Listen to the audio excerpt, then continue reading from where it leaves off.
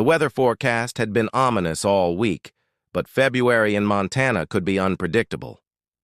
Frank Morrison finished mopping the hallways of Roosevelt Elementary just as the first heavy flakes began to fall outside the windows.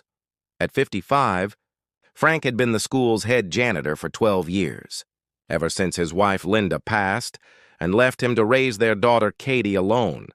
The job didn't pay much, but it offered something invaluable. A schedule that let him be there when Katie came home from her classes at the community college.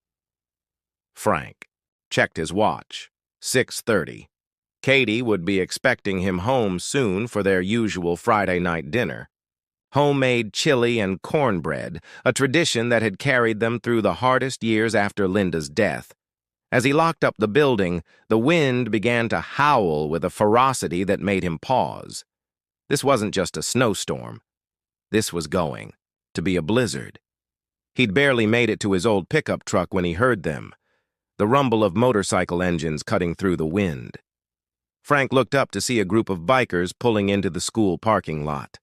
Their leather jackets and bandanas dusted white with snow. There were about 15 of them, and Frank's first instinct was wariness. Roosevelt Elementary sat on the edge of town, and he'd heard stories about motorcycle clubs that sometimes passed through.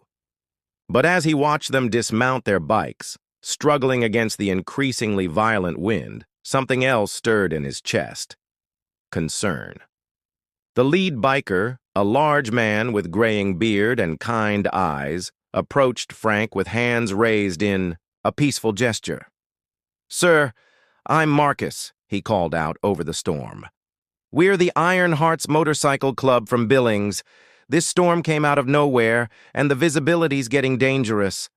Is there any chance? Could we take shelter here until it passes?" Frank studied the group. They were clearly cold, their faces red from the biting wind. Among them, he noticed a few women, all looking worried as they glanced at the darkening sky. Protocol said he should direct them to the truck stop 5 miles down the highway. Regulations said the school building was off limits after hours. But Frank had lived through enough Montana winters to know that 5 miles might as well be 50 in conditions like these. "Follow me," he said simply, pulling out his keys. What followed was one of the most unexpected evenings of Frank's life. As the 15 bikers settled into the school's gymnasium, Frank found himself seeing past the leather and tattoos to the people beneath. Marcus, the club president, was a retired Marine who'd served 3 tours overseas. Sarah, the only woman. Among them was a nurse who volunteered at veterans' hospitals. Big Tom, who looked intimidating at 6'4", turned out to be a kindergarten teacher from Missoula. "You didn't have to do this," Marcus told Frank as they watched the storm rage outside the gym windows. "Most folks, well, they see the bikes and the leather and make assumptions." Frank nodded thoughtfully. "My Linda used to say you can't judge a person's heart by what they wear on the outside. Guess she was right." As the hours passed, Frank found himself sharing stories he rarely told. About Linda's battle with cancer. About raising Katie alone. About the quiet satisfaction he found in keeping the school clean and safe for the children who filled these halls each day. The bikers, in turn, shared their own stories. They weren't the rough outlaws people imagined. They were teachers, mechanics, nurses, veterans, people who'd found family in their shared love of the open road and their commitment to helping others. "We do charity runs," Sarah explained, showing Frank photos on her phone. "Toys for kids at Christmas, fundraisers for families in need. The club, it's given us all a sense of purpose." Around midnight, as the storm showed no signs of letting up, Frank made a decision that surprised even himself. "There's a kitchen down the hall," he said. "If you folks are hungry, I could whip up some chili. Nothing fancy, but it'll warm you up." What followed was a feast that none of them would ever forget. Frank's famous chili, served in paper bowls from the cafeteria, shared among strangers who were quickly becoming friends. They talked about their families, their dreams, their struggles, with loss and hope. Marcus pulled Frank aside as the evening wound down. "You know, Frank, what you did tonight, it reminds me why I started this club. It's about people looking out for people." Katie, that's my daughter. She'd say I'm just being neighborly, Frank replied. But truthfully, you folks reminded me of something I'd almost forgotten. "What's that?" Frank smiled, looking around at the bikers settling in for the night on gym mats he'd found in the supply closet. "That family comes in all different shapes and sizes." The next morning dawned clear and cold, the storm having passed like a bad dream. Frank arrived at school early, as always, expecting to find the gymnasium empty except for a thank-you note. Instead, he found Marcus and his crew already awake, carefully folding the blankets they'd borrowed and sweeping the floor clean. "You don't need to do that," Frank protested. "Respect is earned and returned," Marcus said simply. "You showed us kindness when you didn't have to. This is the least we can do."